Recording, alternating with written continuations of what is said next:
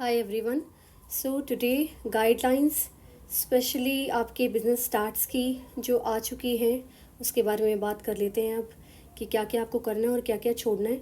इस वीडियो को बिल्कुल ध्यान से सुनिएगा, वो ज़्यादा इम्पोर्टेंट है ताकि आपको पता लग सके कि कौन से टॉपिक ऐसे छोड़ने और कौन से टॉपिक करने हैं, किस किस में से प्रैक्टिकल क्वेश्चंस आएंगे और किस किस में थ्योरी क्वेश्चंस आएंगे।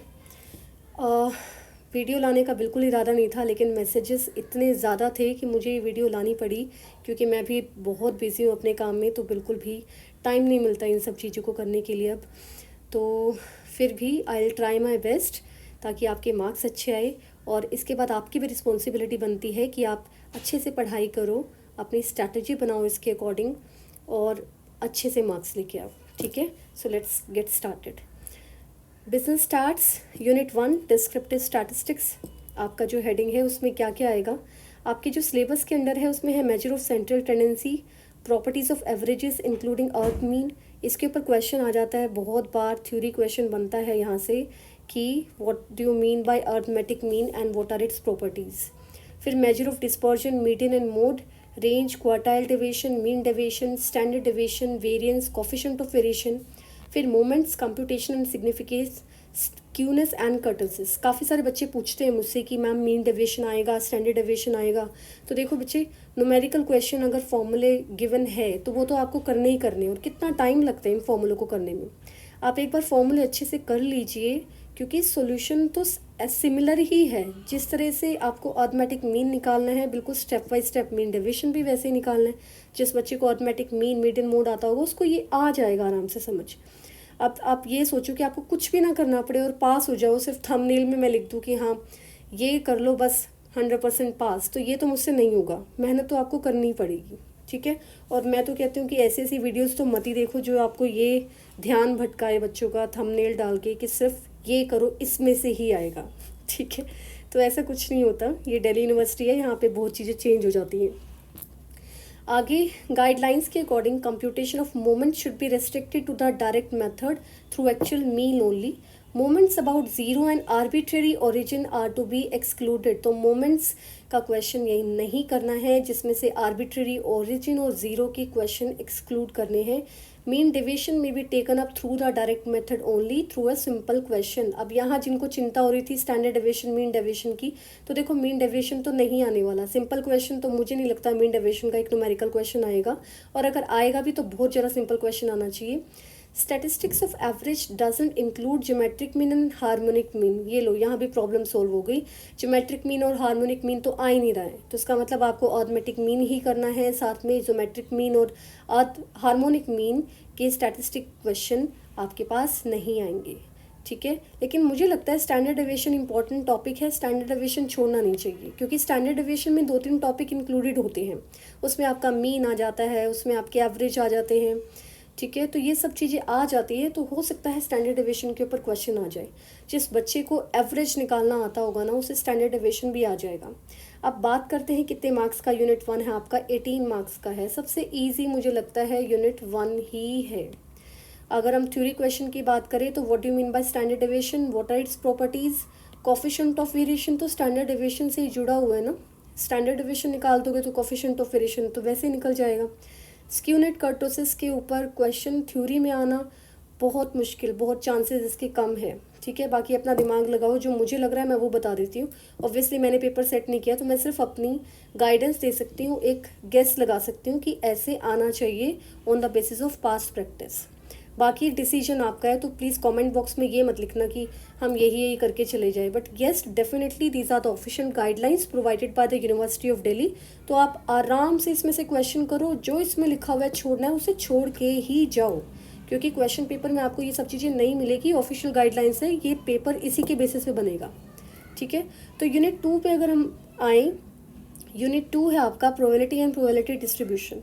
उसके अंदर आपकी probability theorems, addition and multiplication, conditional probability, Bayes theorem. Bayes theorem important है, बेस थ्योरम के ऊपर थ्योरेटिकल क्वेश्चन भी आ जाता है कई बार। ठीक है, इजी है, बेस थ्योरम करनी तो पड़ेगी। Discrete probability distribution, binomial Poisson, normal distribution, properties of normal curve, यहाँ पे आपका एक थ्योरी क्वेश्चन बनता है नॉर्मल डिस्ट्रीब्यूशन के ऊपर, तो यहाँ भी थ्योरी क्वेश्चन आपका बन सकता है। कंप्यूटेशनल प्रोबेबिलिटीज एंड एप्लीकेशंस, यहाँ पे भी कई बार एक क्वेश्चन आ जाता है कि what are the applications of probability in business, how to calculate probabilities in business circumstances. तो देखो यहाँ पे आपके 27 मार्क्स, बहुत ज़्यादा मार्क्स है यूनिट 2 के। 27 मार्क्स कम नहीं होते। और जिसको प्रोबेबिलिटी थ्योरम आती है, देखो 2 पार्ट्स में डिवाइडेड है ये यूनिट 2। एक तो प्रोबेबिलिटी थ्योरम्स आ गई आपके, एडिशन, मल्टीप्लिकेशन, कंडीशन और बेस, ये 4 थ्योरम। उसके बाद आपका डिस्क्रीट शुरू हो जाता है जिसमें आपके बाइनोमियल पॉइजन आ जाते हैं, नॉर्मल डिस्ट्रीब्यूशन आ जाते हैं। तो 3 डिस्ट्रीब्यूशन यहाँ पे और प्रोबेबिलिटी थ्योरम यहाँ पे, एडिशनल, मल्टीप्लिकेशन, कंडीशनल, 4 टॉपिक आपके यहाँ बनते हैं। टोटल 7 टॉपिक है। क्या क्या कवर नहीं होगा, question based on fitting of binomial and Poisson distribution will not be covered. यही आपका न्यूमेरिकल क्वेश्चन बनता है यहाँ पे जो थोड़ा सा टफ है बाइनोमियल एंड पॉइजन का, ये कवर नहीं होगा। उसके अलावा इजी ही क्वेश्चन आएंगे, तो जिस किसी ने थोड़ी सी भी तैयारी करी होगी वो इस क्वेश्चन को निकाल लेगा। और अगर आपको लगता है भाई न्यूमेरिकल क्वेश्चन तो आपके बस की नहीं है, वो जो लास्ट मोमेंट वाले बच्चे हो आप उनमें से एक हो, तो आपके बस की नहीं होगी, हाँ प्रैक्टिकल करना तो थ्योरी करके जाओ। थ्योरी में फिर रट्टाफिकेशन चलती है ऐसे क्वेश्चंस में, क्योंकि पूरे सेमेस्टर अगर पढ़ाई नहीं की और लास्ट मोमेंट पे आके सोच रहे हो कि मार्क्स अच्छे आ जाएंगे या कुछ भी ऐसा होगा, तो यहाँ पे रट्टाफिकेशन चलेगा थ्योरी में। This is a difficult kind of theory, ये इतनी ईजी लर्न नहीं होती। स्टैटिस्टिक्स की थ्योरी वैसे भी डिफ़िकल्ट मानी जाती है, तो थोड़ा ध्यान से करना पड़ेगा आपको ये। अगर हम यूनिट 3 की बात करें तो मार्क्स है बच्चे इसमें 22 मार्क्स भी काफ़ी स्ट्रॉन्ग माने जाते हैं। और ये सीरियसली ये जो चैप्टर है काफ़ी इजी होता है। कोरिलेशन रिग्रेशन में तो कुछ भी नहीं है, एक बार आप समझने की कोशिश करोगे तो उसके क्वेश्चन तो वैसे निकल जाएंगे। कोरिलेशन एनालिसिस में थ्योरी के क्वेश्चन देखो कहाँ कहाँ बनते हैं, meaning and types of correlation, ये थ्योरी के क्वेश्चन है। कोरिलेशन वर्सेस कॉजेशन, दोनों में डिफरेंस क्या है। Pearson computation of correlation of coefficient, यहाँ पे भी आपका थ्योरी क्वेश्चन बनता है। उसके बाद रिग्रेशन एनालिसिस, यहाँ आपका थ्योरी क्वेश्चन बनता है, ठीक है। फिर उसके बाद रिग्रेशन इक्वेशन एंड एस्टिमेशन, ये न्यूमेरिकल क्वेश्चन है। Properties of regression coefficient, relationship between correlation and regression coefficient, कई बार यहाँ पे एक थ्योरी क्वेश्चन ला दिया जाता है। और स्टैंडर्ड एरर ऑफ एस्टीमेट कई बार शॉर्ट नोट्स में दे दिया जाता है, जो कि डिफ़िकल्ट क्वेश्चन माने जाते हैं, ठीक है। तो अब मैंने आपको बता दिया थ्योरी कौन से और न्यूमेरिकल क्वेश्चन कौन से। क्या क्या चीज़ें आपको नहीं करनी है इसमें। The graphical method of scatter diagram for correlation analysis need not to be covered, scatter diagram नहीं करना है। Coefficient of correlation regression based on bivariate frequency distribution are to be avoided, bivariate frequency distribution को नहीं करना है। Karl Pearson coefficient of determination will be covered in the class, तो इसके ऊपर बच्चे न्यूमेरिकल क्वेश्चन आने के पूरे चांसेस है, तो ये तो करके ही जाना। ईजी है ये, बहुत ज़्यादा ईजी है, आप समझ के करोगे, प्रैक्टिस कर लोगे तो ये क्वेश्चन आ जाएगा कार्ल पियर्सन का, ठीक है। विन विन सिचुएशन होती है, जिन्होंने पढ़ा है उनको पता होगा कि इजी सा टॉपिक है, इजीली हो जाता है। अगर आप फर्स्ट टाइम देखोगे कुछ भी तो नहीं हो पाएगा।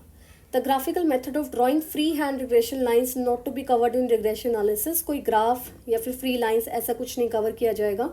Only linear regression analysis will be covered, linear regression analysis he cover किया जाएगा। लीनियर का मतलब बहुत सिंपल वाला क्वेश्चन, न्यूमेरिकल क्वेश्चन इजी होते हैं लीनियर वाले। तो चलते हैं यूनिट 4 की तरफ। आई होप कि आपको समझ आ रहा होगा। अब सिंपल मैं आपको ये डॉक्यूमेंट भी दे दूंगी तब भी आपको समझ नहीं आएगा, तो बेटर है कि आप इसको अच्छे से समझ लो। यहाँ पे यूनिट 4 आपकी है टाइम सीरीज एनालिसिस, मार्क्स है आपके 14 में आपके जो टॉपिक है वो भी कम है। Time series data, components of time series, components of time series में आपका थ्योरी क्वेश्चन आ जाता है। Additive and multiplicative model, trend analysis, fitting of trend using principle of least square, linear and second degree parabola, तो यहाँ पे आपका numerical question आ जाता है। Shifting of origin and conversion of annual linear trend equation into quarterly monthly basis and vice versa, यहाँ पे भी numerical question आ जाता है। तो देखते हैं कि क्या कुछ करना है और क्या कुछ नहीं करना है। The graphical method of free hand curve method of semi averages and the method of moving averages of trend analysis are not to be covered. ये तो मूविंग एवरेजेस करना ही नहीं है और ग्राफिकल मेथड नहीं करना है, ठीक है। करना है लेकिन उसका ग्राफिकल मेथड नहीं करना है। Fitting the trend line should assume a linear and second degree parabola trend only. The exponential growth trend line is not to be done, तो एक्सपोनेंशियल ग्रोथ ट्रेंड लाइन नहीं करनी है, लेकिन इसके ऊपर क्वेश्चन आते हैं, तो ये न्यूमेरिकल क्वेश्चन बनता है आपका। The questions of conversion of the trend line should be based on linear trend equation only. Simple question आते हैं लीनियर ट्रेंड के। Questions requiring the depiction of graph of trend line obtain by the method of least squares and estimation of the variable value based on this line need to be avoided. Graph के question तो आएंगे ही नहीं, ऊपर भी यही mention था। Topic बहुत कम है, 2-3 टॉपिक बनते हैं आपके यूनिट 4 में, उसके हिसाब से मार्क्स भी कम है क्योंकि 14 मार्क्स का यूनिट है ये। लास्ट यूनिट आता है आपका इंडेक्स नंबर का। देखते हैं इसमें क्या क्या है। यूनिट 5 है बच्चे आपके 9 मार्क्स, सबसे कम 9 मार्क्स का है। इसमें है क्या क्या, meaning and use of index number, यहाँ से आपका थ्योरेटिकल क्वेश्चन बनेगा। मीनिंग क्या है, उसके क्या क्या यूजेस हैं। कंस्ट्रक्शन ऑफ इंडेक्स नंबर कौन कौन से मेथड से किया जाता है। 3 इसके मेथड होते हैं, लास्पेयर, पास्शियन, फिशर आइडल इंडेक्स। रट्टा मारने वाले फॉर्मूले हैं, जिसको फॉर्मूले लान होंगे वो 100% ये क्वेश्चन निकाल लेगा, कुछ भी नहीं है इस क्वेश्चन में। Construction and utility of consumer price indices, यहाँ से लेके यहाँ तक BSE सेंसेक्स NSE निफ्टी, ये थ्योरेटिकल क्वेश्चन आपके बनते हैं। तो सीधा सीधा साफ है कि मेथड के ऊपर एक क्वेश्चन आएगा न्यूमेरिकल, और बाकी आएंगे आपके या तो शॉर्ट नोट या फिर थ्योरी। ठीक है, और क्या क्या करना है क्या नहीं करना है। Computation of the index number should be limited to 3 method, इनके अलावा नहीं आएगा क्वेश्चन में अलग से। The test of adequacy of index number should be taught in theory only. No numerical question based on this concept should be based on this concept should be asked. Only theoretical concept of BSE Sensex and Nifty will be covered. लो जी, साफ पता चल रहा है यहाँ पे भी कि इसमें से आपका थ्योरी क्वेश्चन ही आएगा। कैन बी कवर्ड और विल बी कवर्ड का मतलब आना ही आना है।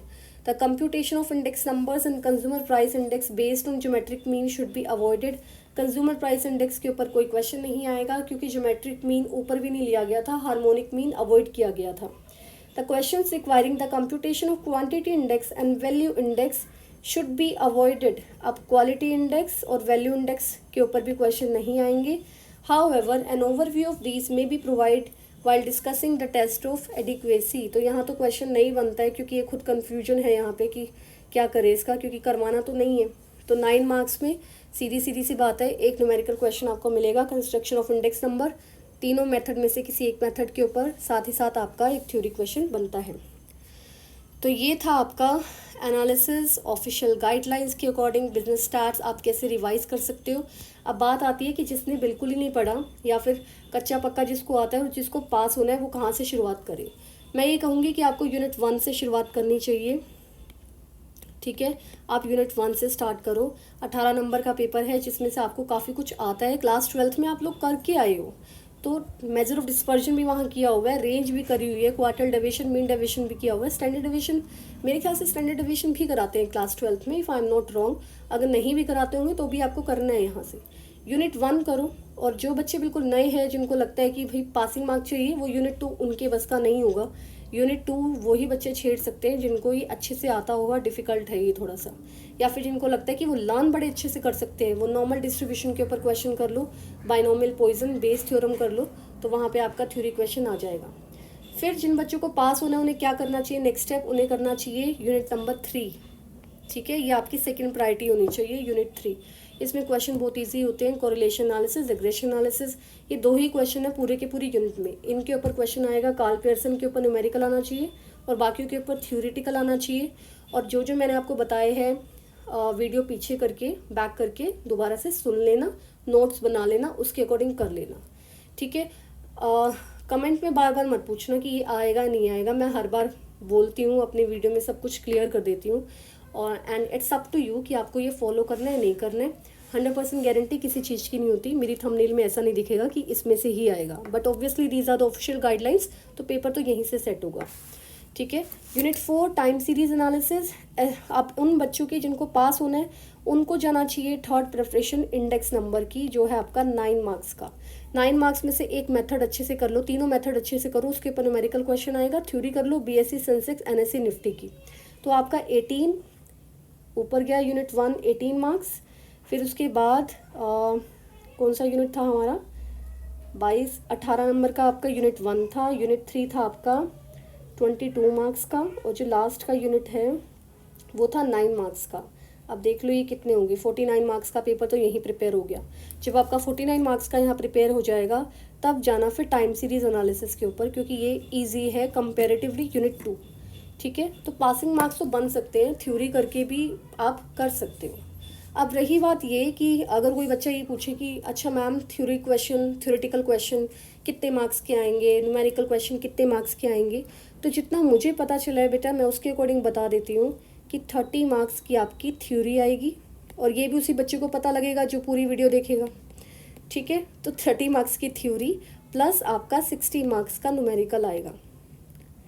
तो ये आपका बेस है। आपको 40% मार्क्स चाहिए पास होने के लिए इस पर्टिकुलर इंडिविजुअल पेपर में।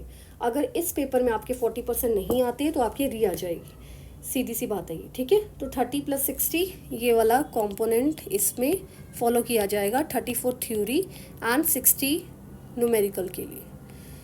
So that's it from my side. और बहुत मुश्किल से टाइम निकाला है ये वीडियो बनाने के लिए। इसको शेयर करो, और इतना शेयर करो कि हर किसी के पास ये वीडियो पहुँचे और आप सब लोगों के काम आए।